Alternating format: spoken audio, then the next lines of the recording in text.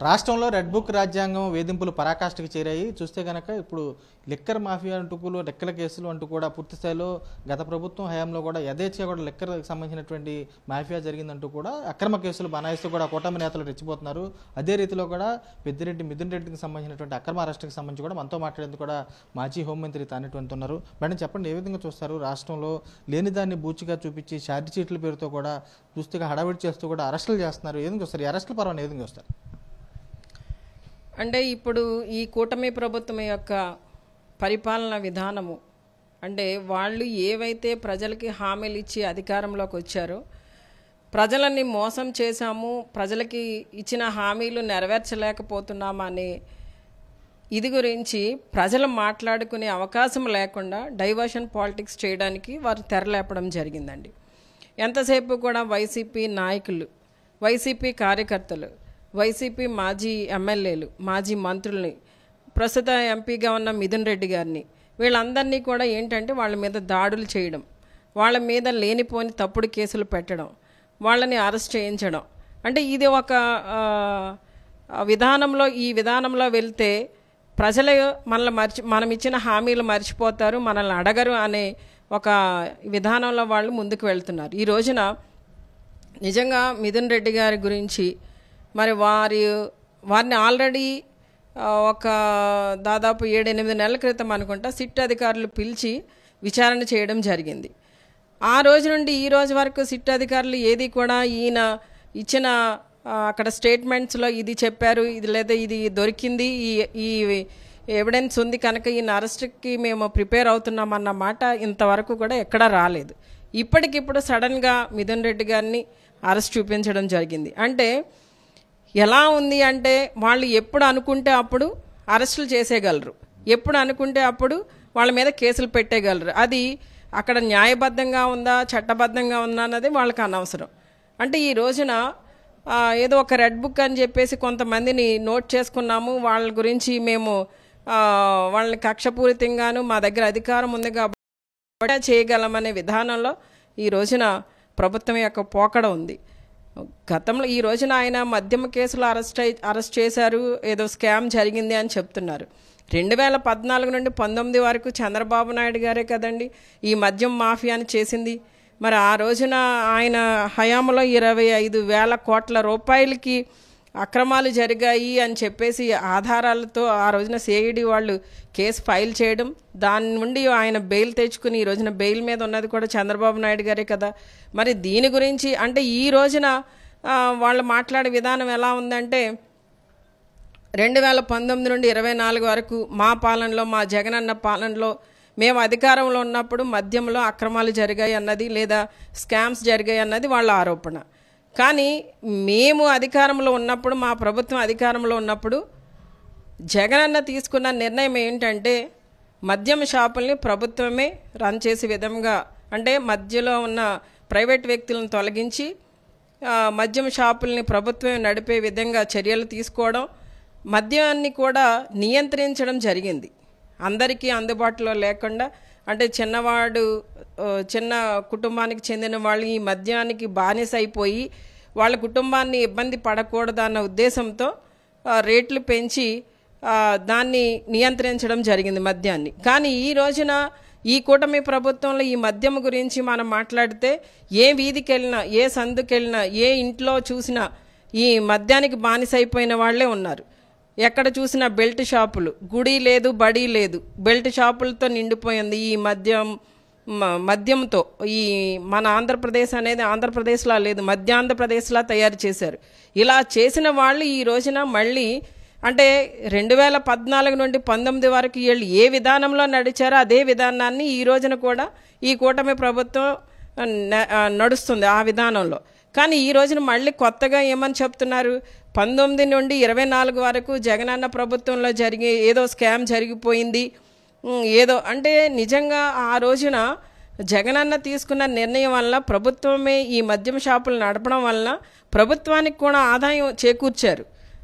అలా ఆదాయాన్ని చేకూర్చడం వలన ఆయన ఏదైతే పేద ప్రజలకు ఇస్తామని చెప్పారో సంక్షేమ పథకాలు ఇవ్వడానికి కూడా ఆస్కారం కలిగింది. కానీ ఈ రోజున వీళ్ళేం చెప్తున్నారు, ఎంతసేపు కూడా ఏదో మిథున్ రెడ్డి గారు అట్లా చేసి పోనీ మిథున్ రెడ్డి గారు ఇచ్చిన స్టేట్మెంట్లో, సిట్ అధికారుల ముందు ఇచ్చిన స్టేట్మెంట్లో ఎక్కడా కూడా ఏ విధమైన తప్పిదం జరిగినట్లు కానీ స్కామ్ జరిగినట్టు కానీ లేదు.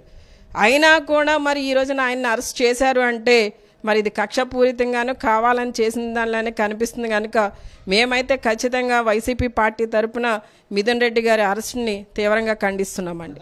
చూస్తే సిట్కి సంబంధించినటువంటి ఛార్జ్ షీట్లో మీడియాకి సంబంధించి అసలు ఎవరికి అధికారులు చెప్పకుండానే ఎల్లో మీడియాలో విష ప్రచారం చేస్తున్నారు. ప్రత్యేకంగా సిట్ అలా చేసింది, ఇలా చేసింది, 8,000 కోట్ల కుంభకోణాలు జరిగిపోయాయని చెప్పి ప్రజల్లో కూడా అపోహలు సృష్టిస్తున్నారు. దీనికి ఏమంటారు మేడం?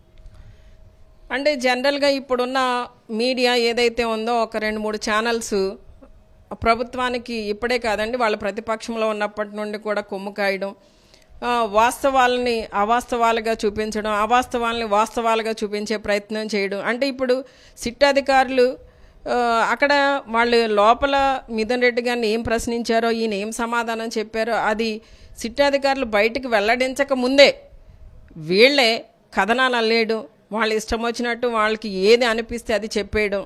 అంటే ఎల్లో మీడియా అంతా కూడా ఈ విష ప్రచారం చేయడమేనండి. ఎంతసేపు కూడా వైసీపీ నాయకుల మీద, వైసీపీకి సంబంధించిన కార్యకర్తలు వాళ్ళ మీద ఏదైనా ఇలాంటిది ఒక కేసు, తప్పుడు కేసు పెట్టినప్పుడు ఇంకా వాళ్ళ మీద ఇంకా ఎంత ఇబ్బందికరమైన మాటలు మాట్లాడడం అదంతా ఎందుకంటే నిన్న కాక మొన్న శ్రీకాళహస్తికి విషయంలో అక్కడ జనసేనకు సంబంధించిన ఇన్ఛార్జిగా ఉన్న ఆమె భర్త కలిసి వాళ్ళ డ్రైవర్ని చంపేస్తే ఈ జర్నలిస్టులు, ఈ ఛానల్స్ వాళ్ళు ఏమని చెప్తున్నారు, వీళ్ళకి జగన్ గారు ఏమన్నా అవకాశం ఇస్తారేమో అని ఆలోచన చేసంటే ఇలాంటి సంఘటన చేశారంట. అసలు అక్కడ జరిగిన సంఘటన ఏంటి, వీళ్ళు మాట్లాడేది ఏంటి, మాట్లాడేదానికైనా పొంతన ఉండాలి కదండి. అంటే ఈ ఛానల్స్ అనేవి టోటల్గా ప్రజలని ప్రక్కదావి పట్టించడానికి, వాళ్ళని అంటే ఒక అపోహలు, అనుమానాలు కలిగించడానికి ఈ విధంగా మాట్లాడుతున్నారే తప్ప అక్కడ వాస్తవాలను అయితే వీళ్ళు చెప్పట్లేదండి. ఎల్లో మీడియా అనేది, ఈ ఎల్లో మీడియా వల్లనే ప్రజలందరూ కూడా విసిగిపోయి ఉన్నారు. ఇప్పటికీ ఇవన్నీ ప్రజలందరికీ కూడా ఒక అవగాహన ఉందండి, ఏం జరుగుతుంది ఏంటి అనేది చూస్తున్నారు. మరి ఈ విష ప్రచారాన్ని తగ్గించుకుంటే మంచిదండి.